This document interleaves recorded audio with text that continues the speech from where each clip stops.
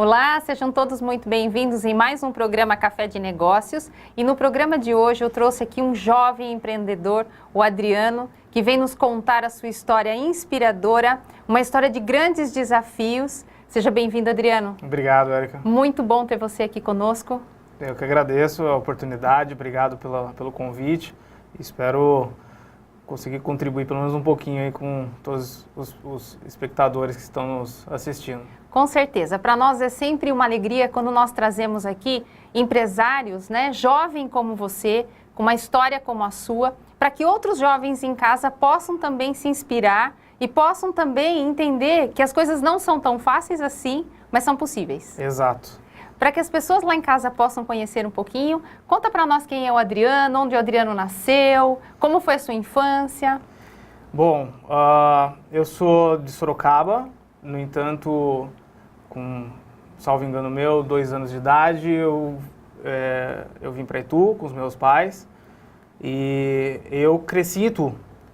Foi uma infância turbulenta por problemas de família.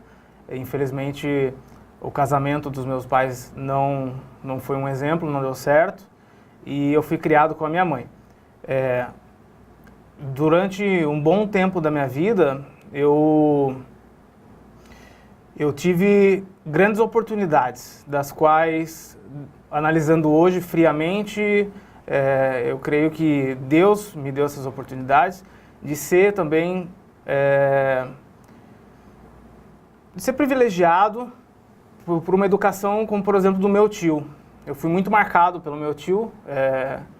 Durante os finais de semana, minha mãe nos levava para a chácara do meu tio e ali a gente ficava. E o meu tio, ele me marcou muito porque, além de substituir o papel do meu pai, a forma com que ele via as coisas, a forma com que ele enxergava, a forma com que ele ensinava, deu muito resultado, não só para os meus primos, mas também para mim, para o meu irmão, que nós fizemos parte dessa cadeia de ensino. Então, o meu tio, ele é engenheiro, formado engenheiro, e por uma fatalidade, uma catástrofe na família dele, ele desistiu do sonho dele e foi seguir o sonho da falecida irmã dele. Então, hoje ele tem uma escola, ele sempre foi muito cabeça aberta, sempre para frente, muito trabalhador, muito batalhador, e a forma com que ele vivia, ele nos passava, às vezes, os pequenos detalhes dentro da casa. Então a gente tinha algumas obrigações, nós tínhamos responsabilidades, nós, obviamente, brincávamos muito, aprontávamos muito, só que sempre tinha, talvez, uma essência de ensinamento. Então, o meu tio, ele já, desde quando nós éramos pequenos, ele nos ensinava a mexer com ferramentas, a desmontar brinquedos, a remontar os brinquedos, a experimentar coisas diferentes. E a minha mãe também, graças a Deus, teve essa visão. Eu sempre fui um garoto muito curioso, muito inquieto, muito questionador. E quando eu via alguma coisa, eu queria entender de A a Z como aquilo funcionava. Eu era um dos maiores leitores de Barça, para quem lembra da Barça. Nossa, Barça! A enciclopédia Barça, minha mãe teve essa oportunidade de comprar, eu lembro que eram parcelas que ela pagava. Viu, era só rico que tinha Barça. Aliás, as famílias eram definidas dessa forma, a classe social, né? Quem tinha Barça e quem não tinha Barça, né? Não era tanto o nosso caso, né? A gente não tinha um padrão de vida bom. Legal. Infelizmente, a minha mãe, ela teve que ralar muito para nos cuidar, mas ela sempre investiu muito, não só em tempo, mas também em dinheiro, em estudos pra gente, tudo que ela poderia proporcionar, seja esportes, tudo que eu queria, ela dava um jeito, ela ralava para fazer o negócio acontecer, e quando eu me via, eu tava lá. Só que eu fui descobrir depois de velho, eu tenho um problema, tudo na vida, né? Você tem os pontos positivos e negativos de qualquer atitude. E eu sempre fui um garoto que começava algo quando eu atingia certos desafios, eu perdia total interesse. Eu não queria mais. Eu queria outra coisa. Aí eu começava do zero, gargava, forma errada de falar, eu galgava alguns degraus, e quando acabava o desafio, eu perdia o total interesse, eu queria outra coisa. Isso foi dentro de esporte, dentro de curso. até profissionalmente falando, eu comecei a trabalhar muito cedo, eu trabalhava meio que escondido, porque minha mãe não deixava, porque ela tinha muita preocupação, eu fazia aquários. O pouco contato que eu tive na infância com meu pai sempre gostou de aquários, e eu admirava sempre, óbvio, meu pai, e eu queria também gostar de aquários. Então eu comecei a estudar a respeito de peixes, e eu vi que eu tinha habilidade, eu ia na vidraçaria, que eu não me recordo o nome, inclusive a vidraçaria fechou aqui em Itu. Vidraçaria São Luís? Isso. Que era do meu tio. Nossa, olha a coincidência, olha como são as coisas. E era seu tio que me atendia. E eu não lembro o nome do rapaz, que ele sempre um sorriso no rosto, isso me marcou muito, que era ele que, seu Zé, talvez? Talvez. Que fazia os cortes dos vidros. E eu, desde aquela época, eu já fazia projeto, eu vendia para um distribuidor de aquários, que era daqui de Itu, fazia aquaterrário. E eu fiquei... Você estava com quantos anos, Adriano? 13 anos. 13 anos. 13 anos eu já fazia isso. E eu lembro que o dinheiro que sobrava eu já corria no Periscope para fazer mais anúncio. Então já tinha uma veia empreendedora? Já. Analisando hoje, eu vejo que sim. E logo em seguida, por exemplo, eu sempre me fuçando, estudando muito. Eu me dei bem na informática, no ramo da informática.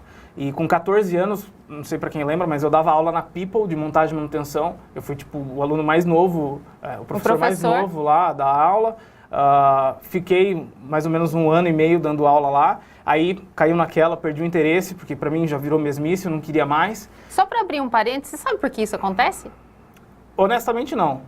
Vou explicar para você e para o pessoal lá de casa que muitas vezes passa pela mesma situação. Todos nós temos um nível de competência.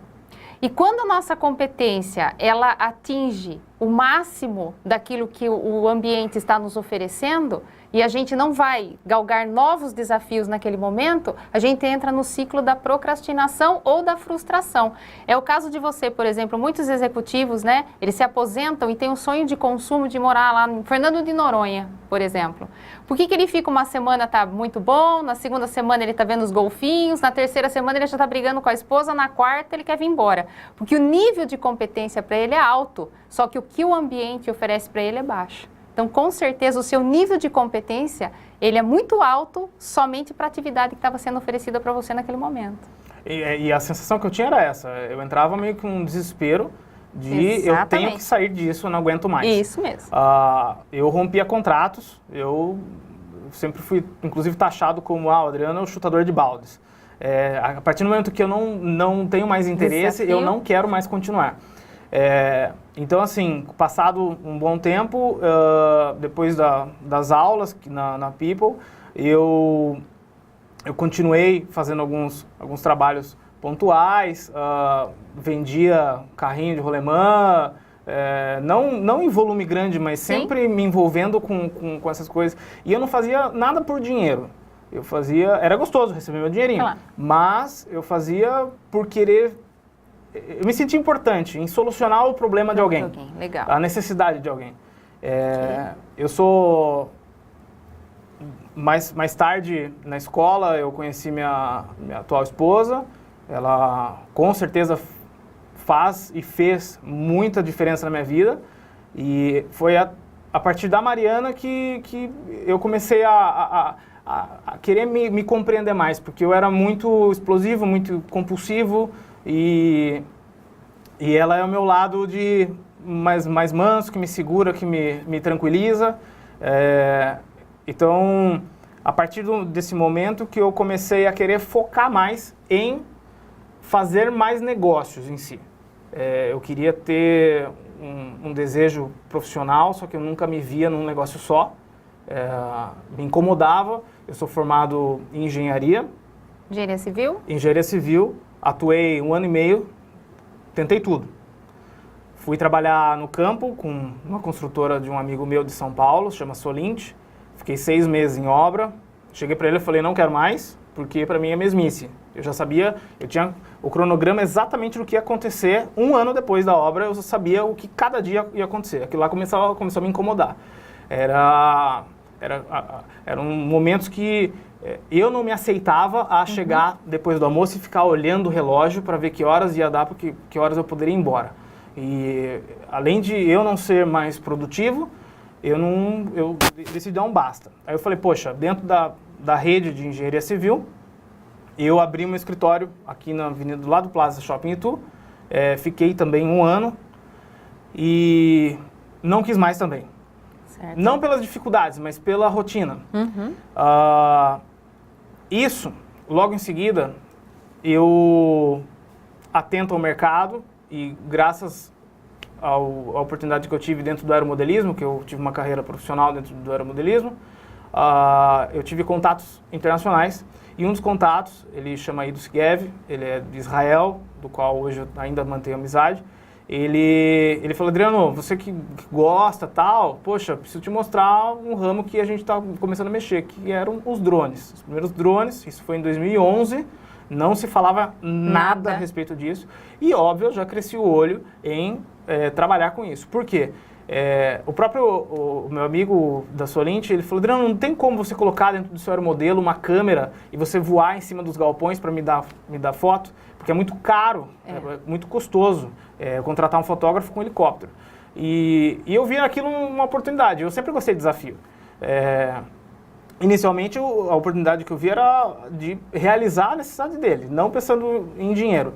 Mas a gente foi lá, resolveu, eu coloquei no helicóptero e, por fim, depois saí fazendo umas fotos, inclusive daqui de Itu, isso em 2012, abri uma página chamada Itu por Cima, tá abandonada a página, nunca mais mexi.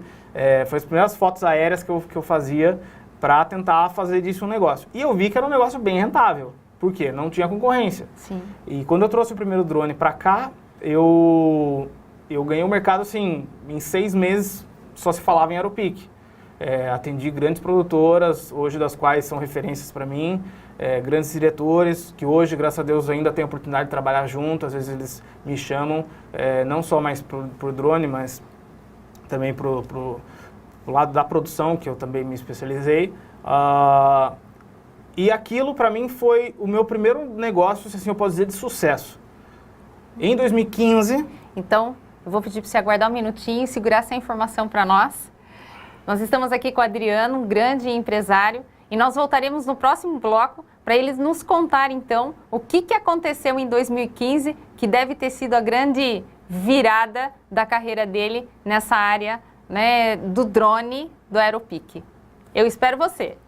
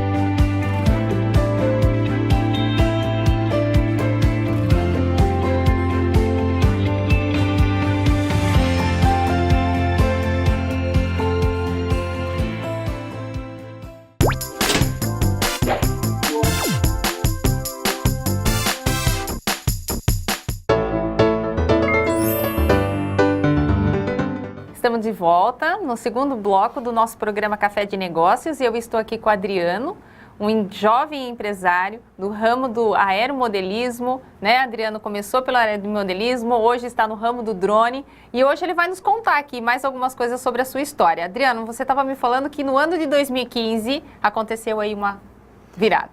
Sim, eu peguei uma fase muito boa do mercado de drones, porque não se tinha tanta concorrência e também não se tinha tanta tecnologia. Hoje os drones voam praticamente sozinho. É até uma brincadeira que a gente sempre faz, que hoje não existe mais piloto de drone.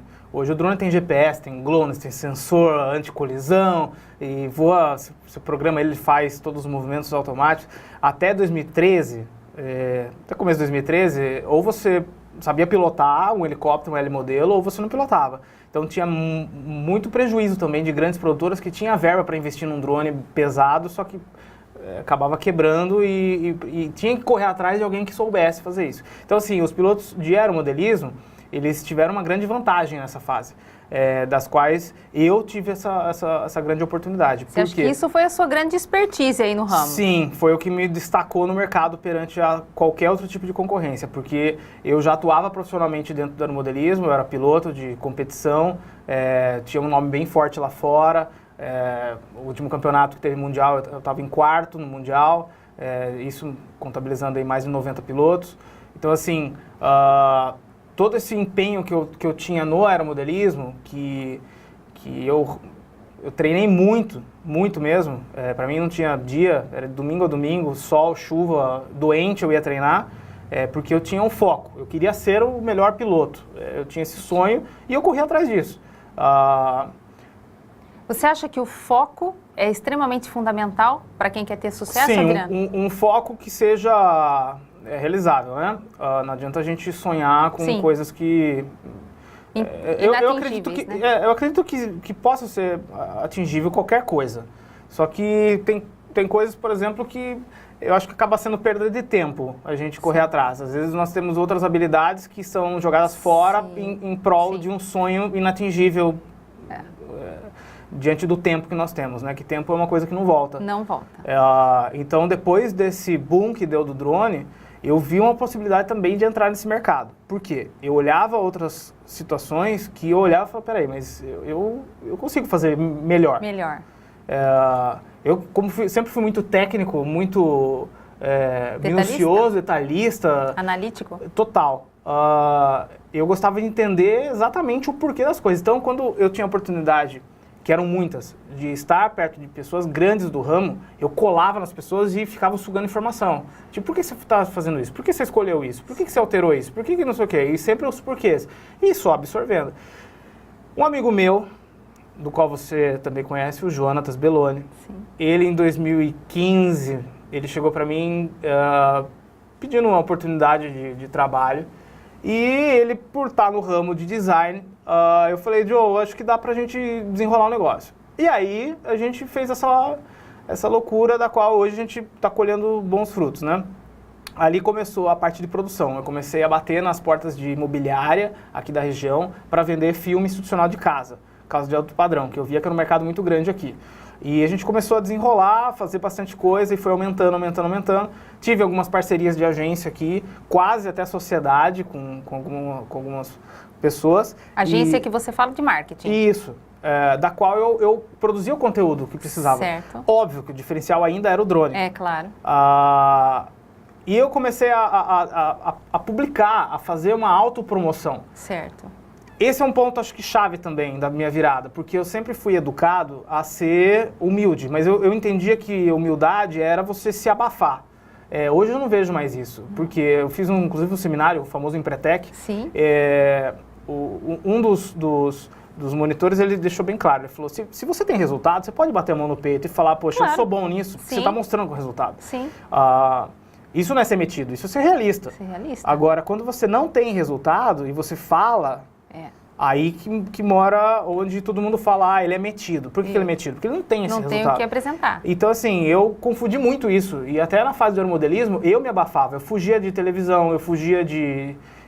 Tudo a autopromoção, eu não queria saber. Porque eu queria ter a fama, né, do humilde, do cara simples que não quer se aparecer. Só que quem não aparece, desaparece. Exato, eu perdi muita oportunidade. Sim. E quando eu comecei a ter esse estalo de falar, poxa, eu preciso fazer essa autopromoção, eu comecei a usar muito as redes sociais para mostrar o trabalho que a gente estava fazendo, mostrar as coisas. Eu procurava, eu não via ninguém fazendo igual. Eu falava, poxa, a gente tem muito diferencial. E aí, algumas produtoras, das quais só me conhecia por drone, lá de São Paulo, começou a crescer o olho em me trazer como braço operacional para dentro. Então, hoje nós atendemos, estamos com parceria, até sociedade, praticamente quase uma sociedade dentro de uma produtora grande lá em São Paulo, que nós desenrolamos a maior parte de produção publicitária, comercial de TV, documentário, todas essas coisas. E hoje é o meu core business, o meu principal negócio é a Aeropeak. Só que eu quis deixar o nome até por conta da história, porque a turma fala, por que você não troca o nome? Porque a Aeropeak ainda relaciona a aero, né, de drone, aeromodelismo. Eu tenho esse apego um pouco emocional. Em 2015, voltando, eu peguei a crise forte. E a maior parte já tinha drone já com tecnologia, então o pessoal deixava de me contratar para comprar um drone. Certo. A minha margem de valor caiu para tipo, 15%, 20%, fazendo as contas. Tudo caiu e muito trabalho não tinha mais. Eu falei, opa, preciso levantar alguma outra coisa. E eu já tinha também esse sonho de querer trabalhar com o ramo alimentício, que eu sempre gostei de comer coisa diferente. E eu falava, poxa, um dia eu quero ter, um dia eu quero ter, um dia eu quero ter. E eu sentei com um casal de amigo meu, abri isso e na mesa ali, a gente jantando, comendo uma pizza. Vamos? Vamos. Eu falei, olha, o que eu já tenho, eu sempre tive um caderno de anotar tudo que vem de insight, sempre tive essa mania. Eu falei, olha, abri lá, folhei, falei, ó, tem uma ideia, chama Drone Burger. É uma hamburgueria de drone. Aí gostaram da ideia, pô, tamo junto, tamo. Aí eu fui apresentar para outras pessoas, para buscar informação, né, colher opinião. A turma olhava e falava, não, só drone é um negócio chato. Poxa, você mexe com aeromodelismo e tal, tem bastante coisa, tem bastante contato. E aí que deu esse insight. Aí, através de um amigo, ele que desenvolveu, inclusive, a arte do logo do hangar, ele sugeriu, ele falou, por que você não trabalha com hangar? Aí você pode pôr drone, põe helicóptero, Sim. põe avião.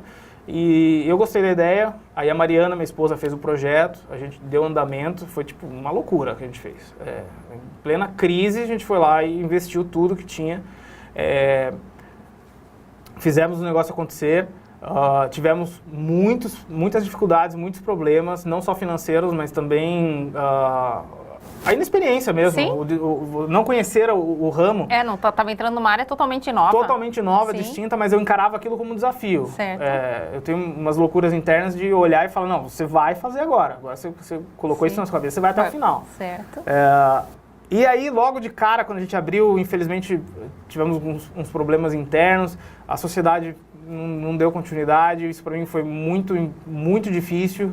Passei por um período, sabe, bem complicado mesmo, emocionalmente falando, Sim. porque eu tinha muita amizade. Hoje a gente tem ainda amizade. Enfim, hoje estamos indo para 3 anos aí do hangar, que é um outro ramo.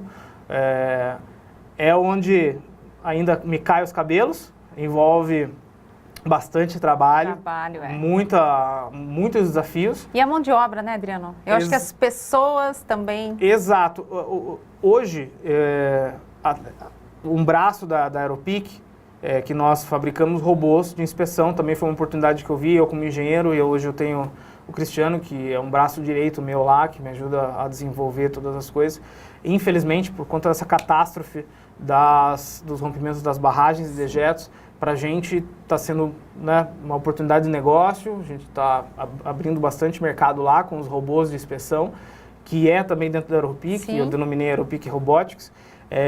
Também fui convidado para fazer sociedade com uma mídia televisiva, ficam dentro de pontos comerciais estratégicos, que é a Pop Media. Hoje a gente também está nessa correria. Então, eu paro para pensar, eu falo que eu não cuido de negócios, eu não cuido de pessoas, eu cuido praticamente de pessoas. Porque sem essas pessoas eu não consigo fazer nada. Se analisar friamente, eu mesmo não faço nada. Sim. Eu me preocupo em fazer a roda girar, unindo o ponto positivo das pessoas para agregar uma às outras, mantendo uma boa harmonia, uma boa sinergia entre a equipe, entre as pessoas que estão ali comigo, fora as pessoas que estão conectadas com a gente indiretamente. Certo. Fornecedores, distribuidores, stakeholders. Exato. Todos. Então, são muitas pessoas que estão envolvidas para que aquilo aconteça. Exato. Então, eu já tive um momento de querer fechar o hangar. Eu já tive um momento de querer fechar a produtora. Eu já tive um momento de chutar o balde e falar, não quero mais nada. O que me fez continuar foi eu olhar para tantas pessoas que estão ligadas aos negócios e falei, não, é muito egoísmo da minha parte encerrar uma atividade porque eu estou passando alguma dificuldade, porque eu não estou conseguindo gerir tal problema. E pelo contrário, o que eu escuto muito, né? A maior dificuldade da vida são as pessoas. Puxa, como é difícil lidar com funcionário. Como é difícil, todo mundo reclama das pessoas. Mas eu aprendi isso vendo um teaser do Érico Rocha, no Facebook, inclusive. Ele falou, entenda que o ponto negativo ele também pode ser o extremo ponto positivo. Positivo, sim. Se você souber lidar. Sim, exatamente. Então eu vejo assim, todo mundo reclama de pessoas e eu tento focar em pessoas. Sim. Se eu conseguir ter essa habilidade, da qual é a minha luta, exatamente. Não...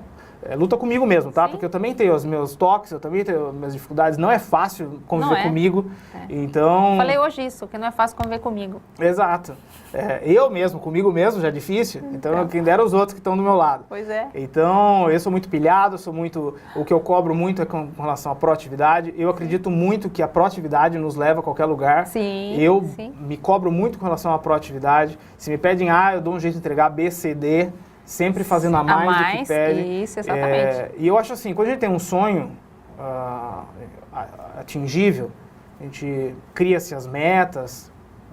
É uma alegria você, pelo menos para mim, bater as metas, conquistar novos resultados.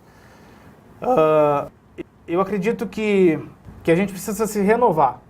Eu acredito muito nisso. Que bateu a tal objetivo, não para. Continua a correr atrás, cria novos objetivos, porque todas as pessoas que eu vejo que param, elas estão assinando uma cartinha de óbito para elas mesmas. Sim, exatamente. Então, pelo menos essa é a minha visão. Isso que você deixaria como recado para quem está lá em casa? Nunca parar. Eu acho que o fato de parar... Fala pro pessoal lá naquela câmera, Adriano. Eu acredito que o fato, a tão famosa aposentadoria que todo mundo gosta, eu acho que é uma faca de dois gumes. É óbvio que o excesso de trabalho cansa. No entanto,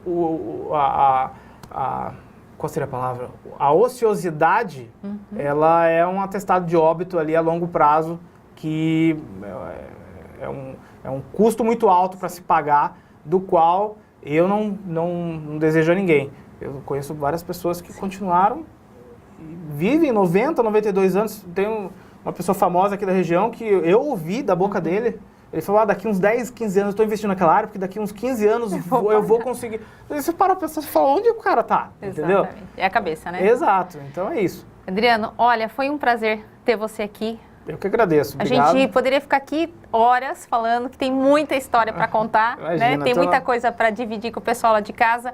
Você começou a entrevista falando da referência, que era o seu tio, né? Sim. E eu queria que você hoje encerrasse dizendo quem que você agradeceria por tudo que o Adriano aí se formou, para quem o Adriano é. Aproveita para agradecer quem você quiser. Primeiramente, sem sombra de dúvidas, a minha mãe, que batalhou pela gente, que nunca abandonou, nunca deu o braço a torcer, sempre me mostrou, me ensinou que em alguns momentos da vida nós temos que engolir alguns sapos, mas trabalhando, fazendo tudo de forma honesta, de forma justa, a gente vai colher bons frutos. Segundo lugar, obviamente,